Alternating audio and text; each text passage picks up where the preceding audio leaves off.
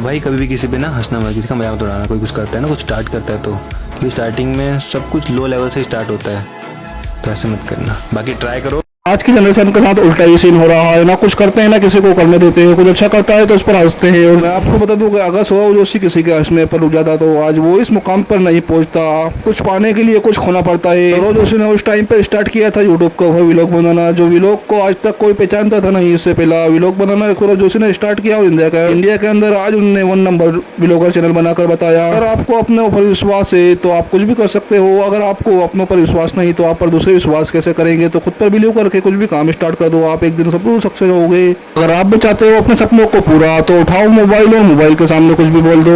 Unique और अलग करने की कोशिश करना, आपकी वीडियो 100% वायरल होगी। इंसान का सपना होता है महंगी गाड़ियों में घूमने का, पर मेहनत कोई नहीं करता। अगर मेरा भी लोग आपको थोड़ा भी पसंद आया हो तो वीडियो को लाइक और चैनल को सब्सक्राइब कर दें। आप भी लोग तो डेली देखते हो पर चैनल को सब्सक्राइब नहीं करते, चैनल को सब्सक्राइब करें।